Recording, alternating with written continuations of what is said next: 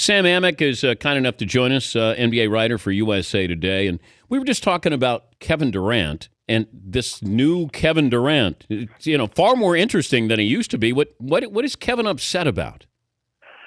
Dan, you know what? I think you're seeing a guy that is he's taken the PC hat off, I guess, and it's funny for me to see because I did a big piece on him going into the season. Went to Oklahoma City, went with him to an event with the governor, and that was kind of the start of it. If you go back and look, it was like this edgier, I don't give a you-know-what, Kevin Durant, and he talked about how he had taken a lot of flack back then for not playing on Team USA. I remember sitting in this car with him, and I said, hey, you took some hits for not playing for the national team. How'd you take that?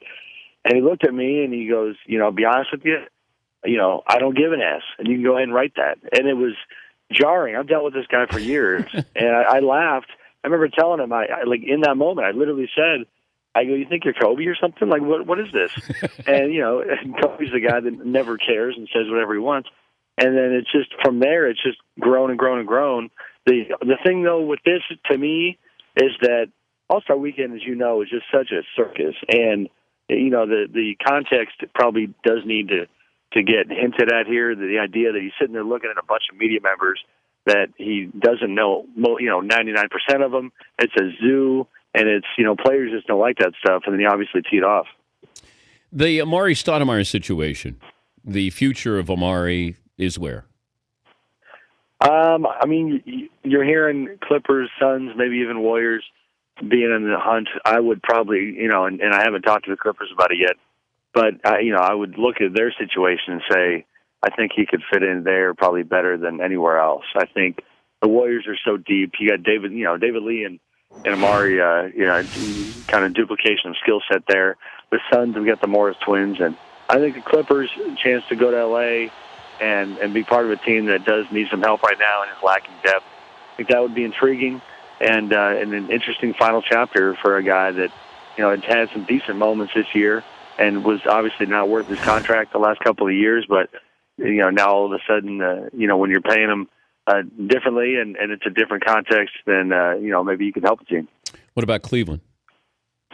Yeah, I could see it. It's funny because we sit, as I leave All-Star Weekend, and I'm sitting in a cab leaving New York as we speak. I remember back to a couple of years ago when, I forget which city it was, but it was All-Star Weekend, and the story at that time was Amari and LeBron, and those two guys pairing up. And it was almost, I remember they had talked, and Amari shared something about how, they were scheming a little bit together.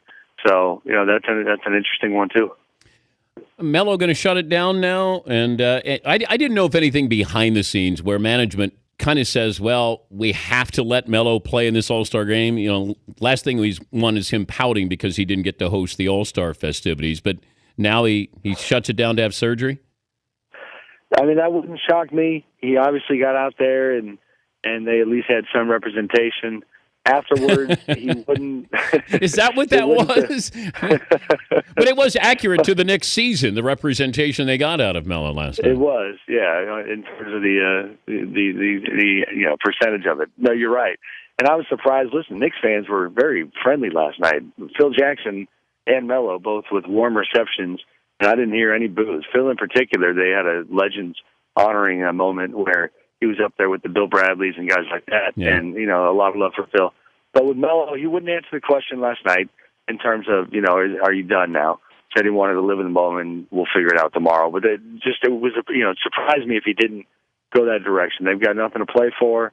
He's been hurting a little bit, and, I would think that's what's going to happen here. Yeah, and I wonder if you're a Knicks fan and you're seeing what's unraveled this year, and Steve Kerr comes in, and here he is coaching the West team, and Steph Curry and Klay Thompson. And I don't think anybody's saying, I questioned Steve Kerr's decision-making that he's going to go to Golden State instead of coaching our Knicks. I know. It had to be painful for Knicks fans because you had the Steve Kerr thing, which looks like the biggest no-brainer in the history of the league in terms of what he did. You talk about the roster and the fact that even on the personal level, his family lives in San Diego. And so he's doing good things, or he comes in, and Knicks fans are kind of wondering what if. And this team wasn't going to be good either way, but he's doing well. You got Kyle Lowry, being an all-star. That's a guy that they talked about trading for last year, but they were focused on Rajon Rondo, and Lowry just had not exploded to the point that he has since at that time. And that's another guy that could have helped them, and he's sitting there having a blast in their home court. So, it was rough, I think, for Knicks fans. But, all in all, it was a good show. It was so chaotic when it comes to combining New York with the chaos of All-Star Weekend. But I thought it was good stuff. Ray Allen, Izzy, Willie, when Willie? Probably soon, but I just kind of wonder if we might not get surprised here by – I think he's coming back, but Ray's a guy who forgets hoops, life-wise. He's been around the block. He's got a wife. He's got personal considerations when it comes to, a lot of years on the road, a lot of time spent away, and things like that, and just kind of got the sense that stuff is weighing heavily on his situation, and more so than most guys, where when you have the kind of opportunities that are in front of him like they are with Ray right now, that there's been such a drawn-out story here. We thought he was going to do it a long time ago. The Cleveland thing is a tough sell. I don't know where he ends up, but I think the next couple of weeks, should have some clarity. Any trades of note? Denver's very interesting. Keep wondering what they're going to do. They got a little greedy when they got 2 first-round picks for Timofey Mozgov. It kind of changed their dynamic, but they've got a bunch of players, the Aaron Aflalos and Wilson Chandlers of the world, that are of note or of interest to other teams. And so I would say to watch them. Enes Kanter is a nice young big man from the Utah Jazz that people expect to be moved.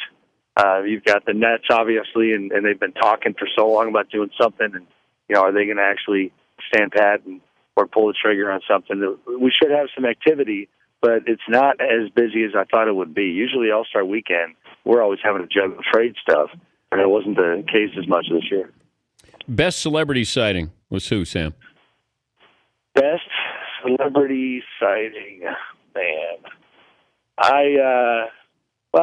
Jay-Z and Beyonce are everywhere all the time, so it's not a matter of them being unique, but they still move the needle more than anybody that I come across. It's always interesting to watch. Did you meet Bill Clinton? I did not. That would have been fun. I did not meet Bill. He, if you look up at that Jumbotron, yes, and my goodness, people just went nuts when they put Bill on there. Yeah. And he was extremely popular. So that would have been fun. There's a heck of a picture I just actually noticed on my phone before jumping on here, Dan, was Bill with Jaron Collins, obviously twin brother of Jason Collins, and a Warriors assistant coach, some of the Warriors staff, and they all just had these just electric smiles on their faces, and that's kind of what you get with Bill. So that was a different look. He's not a normal NBA attendee. Well, safe travels, and thanks for joining us, Sam. You got it. Thanks, Dan. Sam Amick, USA Today NBA writer.